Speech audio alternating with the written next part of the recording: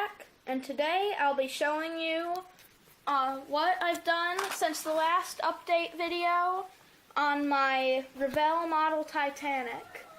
And before you ask me in the comments, no, I have not glued the decks in place. They are not there permanently yet, because I just put them here to show you. But that's because I've still got some painting to do on the hull before I glue the decks in place. But I don't have much painting to do left now, because here, if you look at the last update video, I think I showed you this, from about here forward to the very front of the bow, I hadn't finished painting the black on this because I thought I was out. But a couple of days ago, we found a new black bottle that had never been opened that we had already bought because we were out. So I opened that up, and now it's all painted. And also I have done some touch-up, because if you look at the last update video, then right here and a little bit back here, there was some white paint that dripped down because the Scotch tape I was using to make sure that I didn't paint white onto the black had some parts on it that it wasn't touching the hull good enough.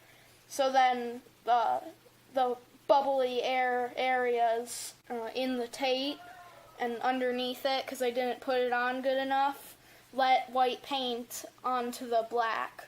So I've painted over that, and also I've painted the white on the bow a bit here, but I do need to do some touch-up right here again. Then I've painted this side and the stern, and also I've painted the windowsills brown, like they have wooden windowsills. And also, here on the decks, I've put them in place just to show you they aren't there permanently. Here I have the bow nearly completed painting, and the stern, they've been painted since like August, before I kind of took a break from the project. Then here I have the B deck, you can't see it as good. And then I have the A deck and the A deck promenade. And this is a very fancy area here. And this is all going to be closed off by the boat deck at the top. So I think it was a really nice thing of the makers of this set to make it so that you could see in these windows, but still you wouldn't see nothing in there. They put the decks here. So I think that was really nice of Revell to put windows and decks to look at through the windows in the set. But the thing is, though, I have still got to do some touch-up on everything, actually. But I have to squeeze this to make it fit, and squeeze the hull together a little bit, because the A deck is a bit skinnier than it. But once it's glued, it'll keep it at the right distance, and it'll look just like the real thing, because it's a bit wide right now. If you see, it's just a little bit too wide, by maybe a quarter of an inch in total, but not that much. But anyways, here's the A deck promenade. Recently I've painted these walls and the tops brown like wood, and then same for the B deck here. And also, if you look right here when it's set up, then you can see, you can only see the B deck a little bit down here, and I can't believe they made the B deck that much bigger just so that you could see through those windows and still see something like on the A deck promenade. So that was really nice of them.